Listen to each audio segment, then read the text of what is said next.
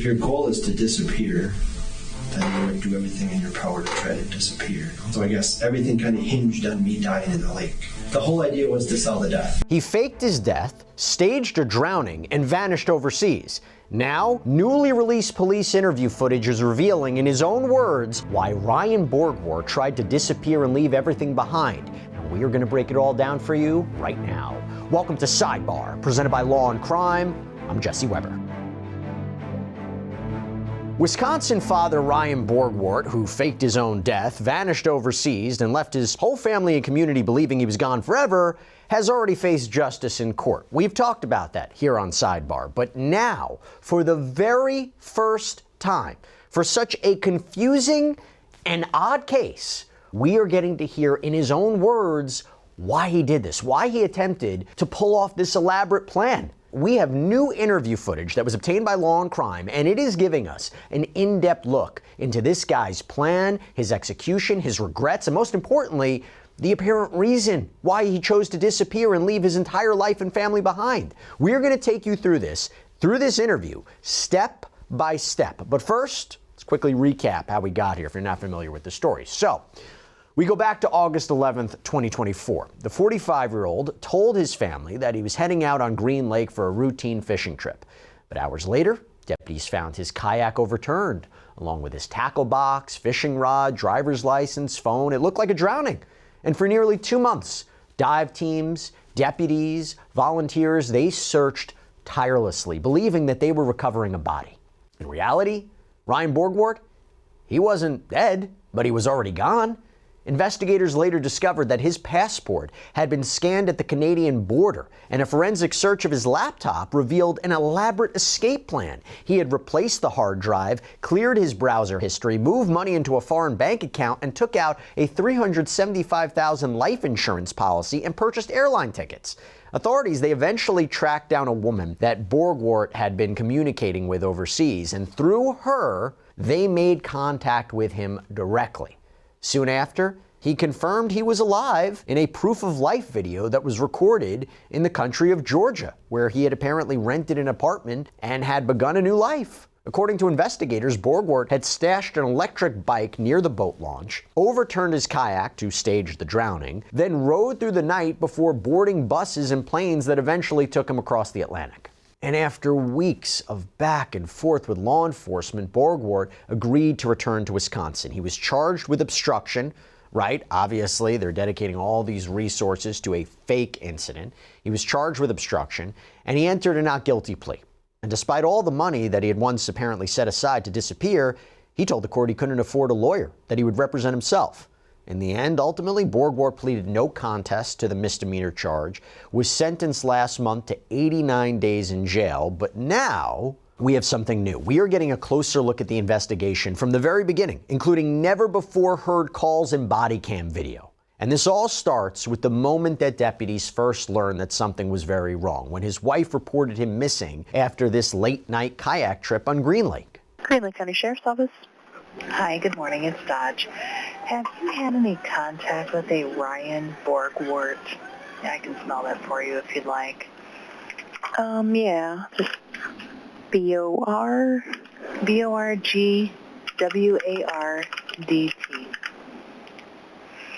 B-O-R-G and R-Y-A-N for the first? Yes. We do not have him on our in-house records at all. Okay. We have a spouse on the line, and he lives down closer to Watertown, Exonia. He went to Quimby Bay. He was on a kayak. Oh. And she woke up, and he's not home, and she can't get a hold of him. Oh, dear. Yeah, he is driving a Dodge Caravan. It's gray with a gray trailer. Okay. When did she last hear from him? The last contact, she said last night. She last spoke with him at 10:45 last evening, and he was headed back to shore. And she doesn't think he would have stopped anywhere else for the night or anything like that? No, that's not what she's saying at all. She said he doesn't know anybody up there. Okay. Kayak is darker camel brown.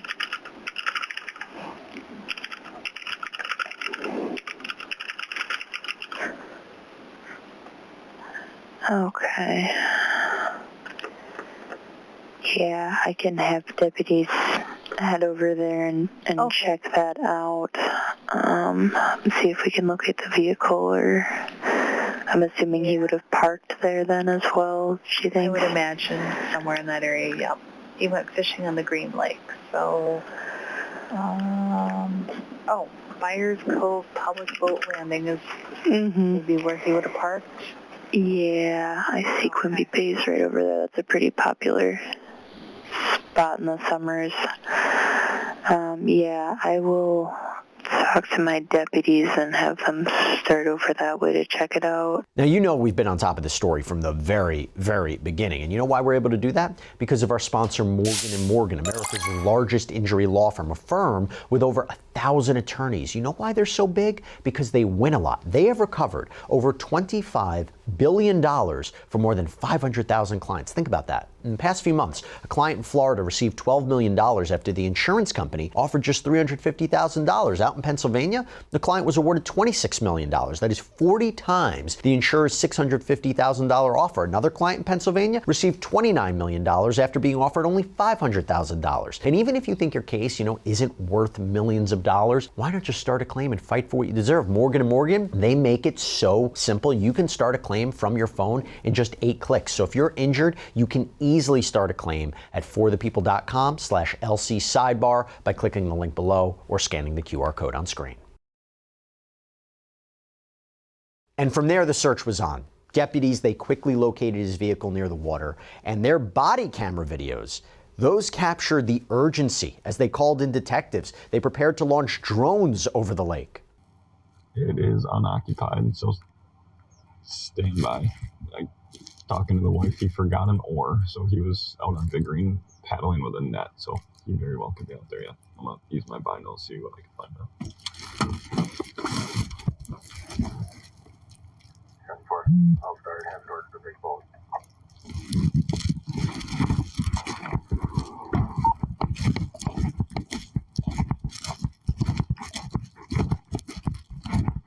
Stay tuned, 48, you want me to head that way as well then, with you? Yeah, just get the keys from the office. 10-4, I copy.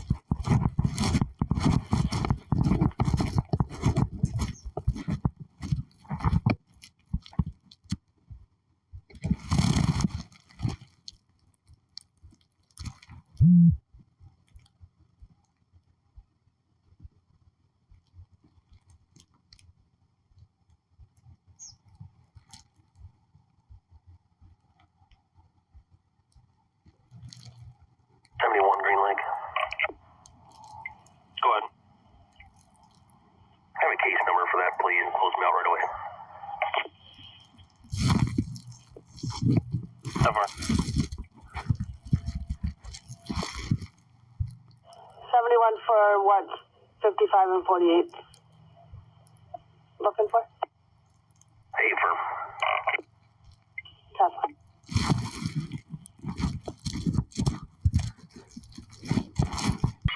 Deputy Wallace.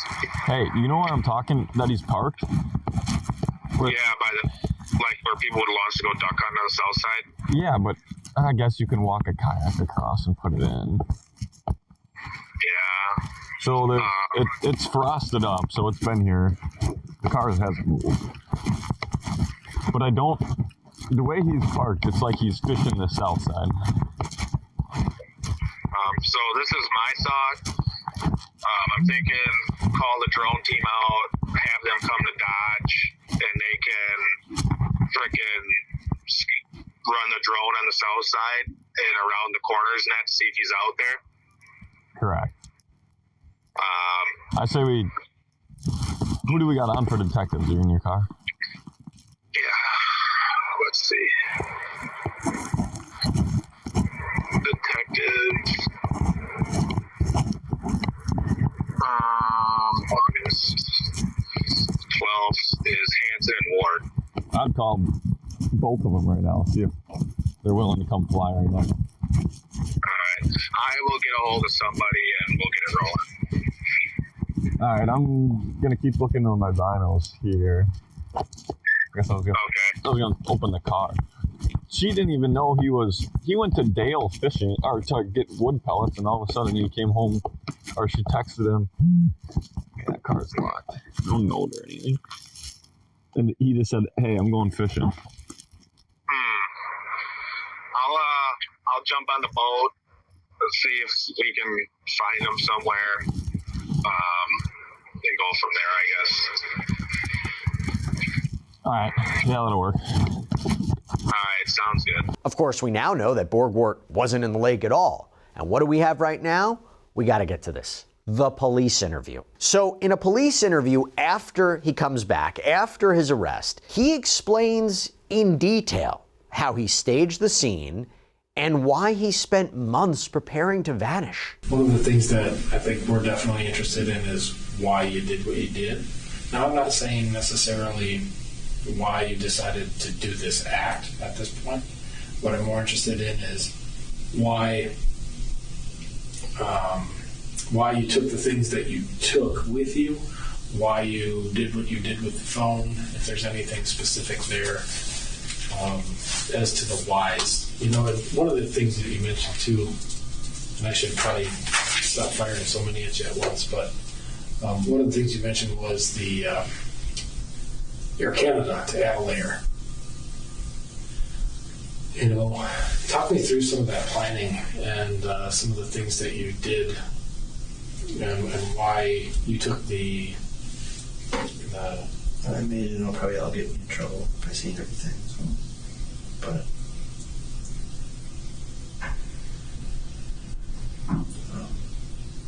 I mean, as a I guess. I mean, if your goal is to disappear, then you would do everything in your power to try to disappear. No? I mean, if the whole, it's virtually the amount of hours that I spent in trying to disappear would blow your mind. Last year, the things that you have to do now in 2024 to make that possible, it's almost impossible. I knew there would be cameras that I would be in front of. I knew there would be a situation where you have to flash your passport. You're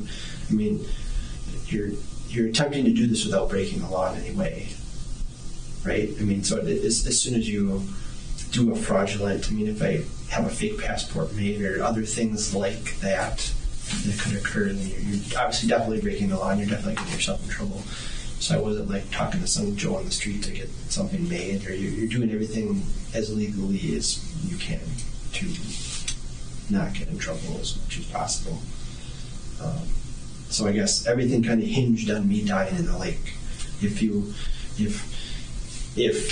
you come to the lake and 10 minutes later you realize I'm not there, then you're not going to look for me, you're going to look elsewhere, and then it's going to be a real short trip to Georgia.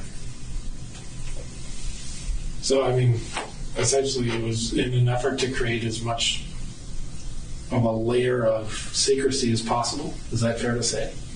Yeah. Obviously the whole idea was to sell the death. He even walked investigators through the night that he pulled it off, from overturning his kayak to slogging through the mud with an inflatable raft before biking away under the cover of darkness. And then at some point I decided to do it, so tossed the phone further to the north from where I was, inflated the boat, hopped in the boat, took a while to get adjusted and situated, flipped over the kayak. I was still getting situated and adjusted. The kayak was out of sight, and then another boat came off the water. it sounds pretty kind of again that boat was going to see the flipped over kayak, but they never did. So probably somewhere in the 12 to 1 category, maybe for time. Maybe late 11 o'clock. After that point, I started the roll. The roll was fighting the wind, and the waves were kind of hard. And if I would show you a picture of that raft, you'd laugh. So,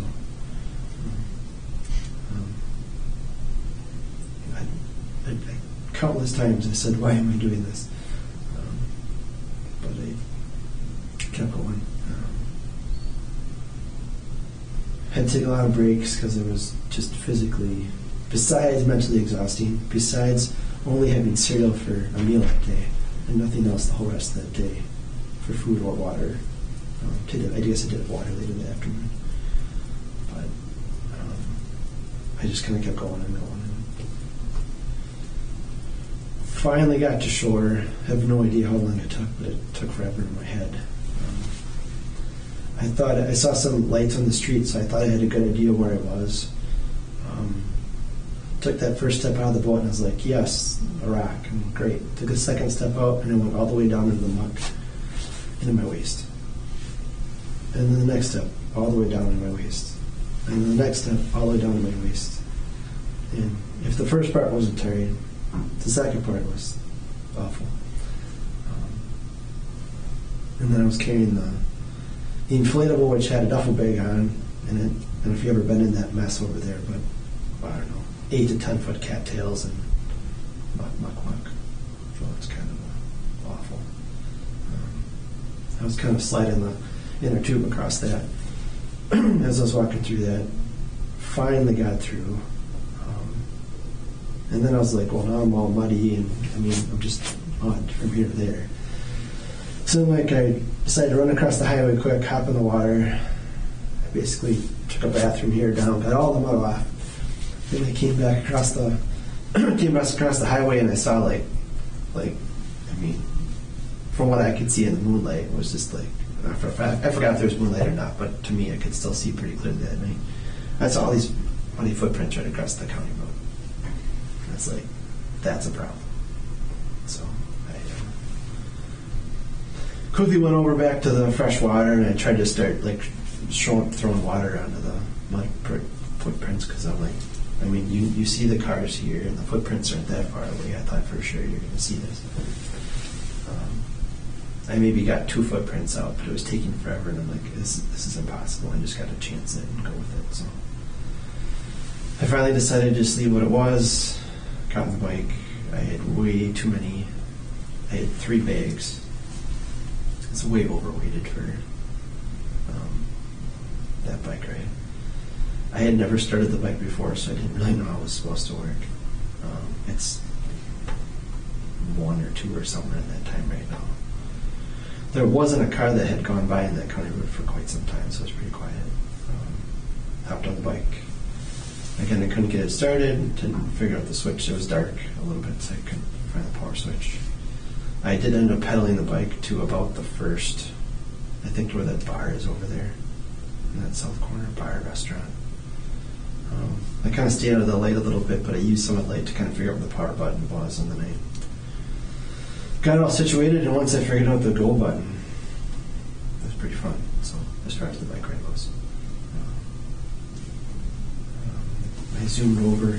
I didn't go straight to the highway from the county road. There's that offshoot that takes you down further south. That was one of my fears, was being on the county road and being smacked by a truck that night. So I wanted to limit that as much as possible. Maybe it's County Road B or something, but there's a county road, kind of is it 73? Yeah. It's there. It kind of starts to drift towards the southeast. Somewhere in there's a turn that shoots off to the right. And when pressed on the deeper why, right? Why would he do this? Borgwardt admitted feelings of failure, distance from his family, and of course, like we mentioned before, this connection with a woman that he met overseas, who he says pushed him toward the scheme. We talked to him about that. I think everybody's a little bit perplexed as to why you took this path. Yes, in the end, it came down to the feeling of failure in about every aspect of your life. So, hoping to be remembered for better things, not all the mistakes that you have, and if you don't have maybe the best communication relationship with your wife, it's, I don't know, hey honey, I might lose the house, or I don't know, those kind of things aren't super fun.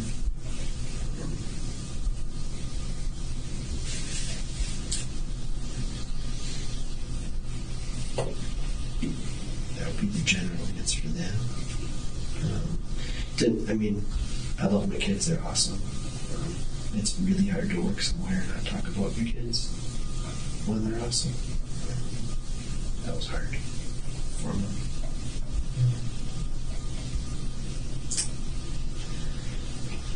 But I guess too, if you're feeling like you kind of failed in that end of things too, just for a host of reasons, they're never that interested in doing things with you, and it's not like they have to like my hobbies or anything or whatever. But if you're trying to do stuff with family that happens to be a hobby and they don't have any interest or want to do it with you either, it's just more stuff in the mix. And so.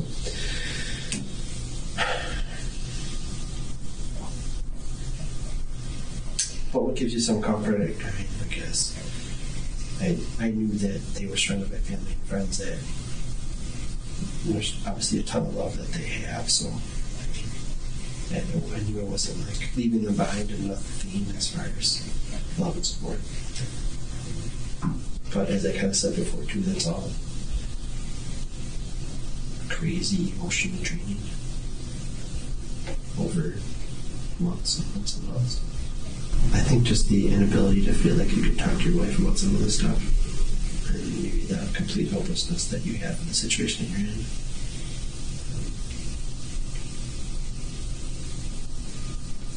And you end up meeting a friend somewhere on the other side of the world that sort of has a somewhat similar story, and then you just end up becoming friends, and then the friend thing ends up turning into more, but you didn't really plan it, and it wasn't your intention.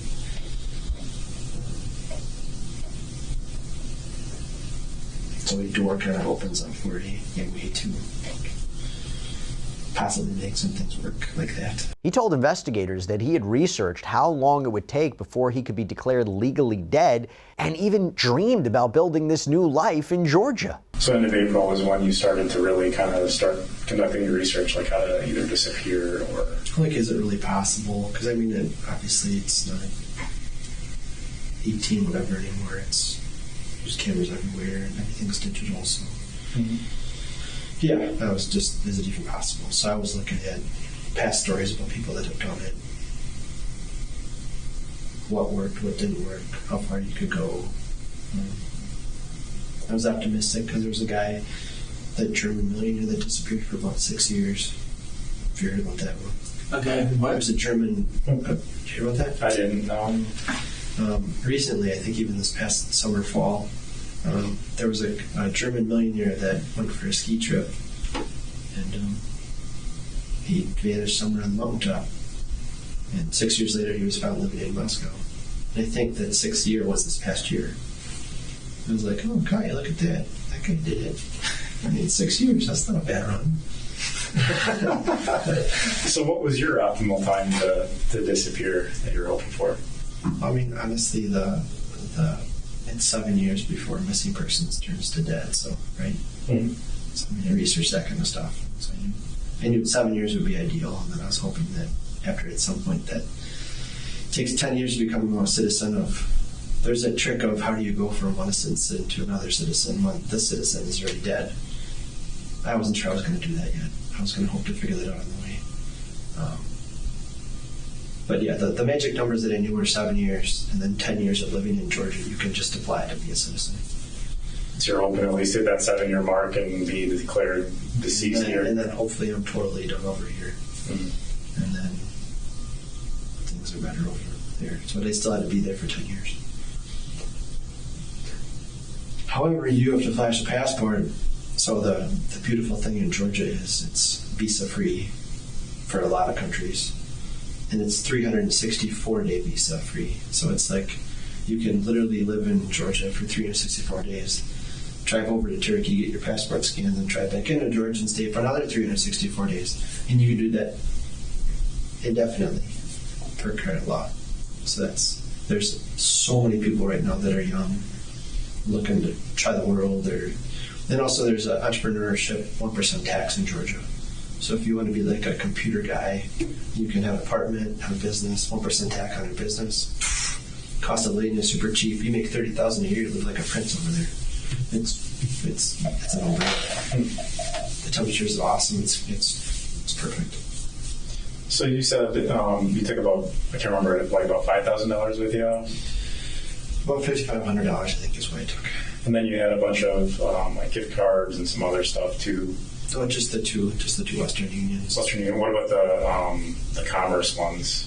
Commerce Visa gift cards. Those were corporate gift cards, I guess. I bought for gifts. Okay. So that is that about that you used to fund the Western Union. Right, you use those to fund the Western Union. Okay, that makes sense. Did you have any other cards or anything like that you can remember? Nothing. Okay. So did you ever send any money ahead or plan ahead for going over there, or? There was no money that I sent ahead for me to use or for my benefit, I guess. Okay. To see. I had sent some money over for helping somebody, so you kind of put that puzzle together. But when police finally reached out, Ryan Borgwardt said he decided to respond, partly to protect the woman that he was staying with, and partly because he realized that investigators were closing in. Well, that's really heavy stuff, right? Probably. Yeah. For months. So, Years. you respond to us, right? And we begin an email conversation, and that goes on for a while. Like I said, at that point, to finish that thought, my biggest concern was not getting Kaye in trouble. So, and I knew right away that your main point there was to make sure that I was safe and secure. I mean, obviously, because even I was worried about it. The only reason I had her information was because I wanted to be safe. I didn't want to go over to DC and be dead somewhere. So I had all that stuff, and I did what little that I could do in Wisconsin to go on Google Earth and verify what she said her house was. And I mean, I could see all these things. And we had talked on video a number of times. I could see from her bedroom window, I could see that the house was there. Like Google Earth shows me that I did as much as I could do to make sure that this was a real person that was sincere and not the end of my life, I guess. So, anyways, then I wanted to make sure that she wasn't getting in trouble. So that's why I knew I had to talk to you right away. And so I did really respond right away, but apparently you guys have, right, for probably no purposes.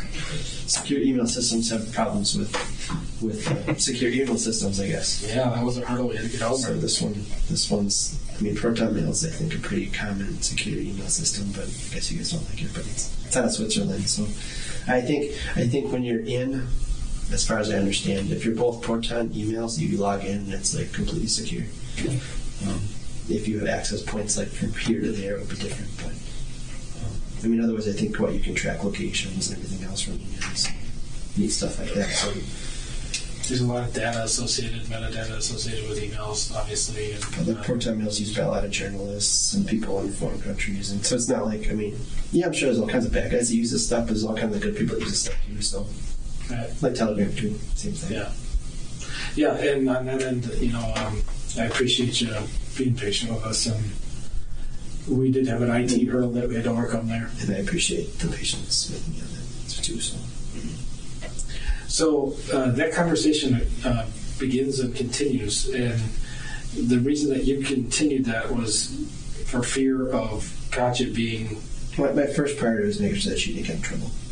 I didn't want all of a sudden I mean, you guys did call the State Department would get involved, and all of a sudden Georgian officials would become like strong in an apartment complex to make sure we've got debt somewhere.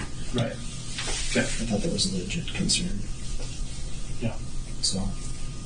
And just one thing that you referenced there, you had verified her existence to make sure that you weren't being scammed. And some of the things that you requested included her passport, right? No, actually, she gave it to me on her own free will. Oh, she gave it to you on, okay. So, but that was something that provided you some confidence that this was, in fact, a real person? Yeah. Okay. Yeah, we talked to you. So. And we were I gotta say that we were very concerned that you had been scammed. And, I guess we're aware of situations similar to this. Oh, yeah. Me too. Yeah. The only thing that we didn't have was, the whole kayak portion involved and other things that we had looked at. So that was maybe a little different. But, at the outset, we definitely were concerned that was maybe what had occurred, that you had been, scammed and convinced into doing this in order to leave the country, and perhaps they would get whatever money you had on you and access to certain accounts and things of that nature and clean you out and then dispose of you, and no one would be any the wiser, right? Because you're still missing in the U.S. So during the course of that conversation and email between you and I, at any time did you feel that you were being coerced or lied to or fed information that was inaccurate? I mean, early on, there was a lot. Not sure what's going to happen. I guess hope for the best. And I mean, my goal was to not. I didn't want to get in trouble. I don't want to. You know my record, obviously, there's nothing there, but so I wasn't trying to. I was trying to be as honest with you could. The only thing I just didn't want to. I was just concerned about the location you had. I didn't want to give that up. I know. I figured as soon as you had hers, it wouldn't really be that hard to find us anyway. So, because you do have to flash your passport for a few things when you do things. Mm-hmm. Although technically, that what you have is your old one. That's her. I guess in Russia they have two. They have like a passport for inside the country, and then they have an international passport. So she has a new international one now. That's the old one from whatever. So I don't think the numbers are the same. But I mean, so that was my concern. And after everything, the stage drowning, the overseas escape, the investigation that unraveled it all, Borgwardt finally faced justice in a Wisconsin courtroom on August 26th. And again, that is when Judge Mark Slate sentenced him to 89 days in jail. That is the exact amount of days that he vanished. That's all we have for you right now here on Sidebar. Everybody, thank you so much for joining us. And as always, please subscribe on YouTube, Apple Podcasts, Spotify, wherever you get your podcasts. You can follow me on Instagram or X. I'm Jesse Weber. I'll see you next time.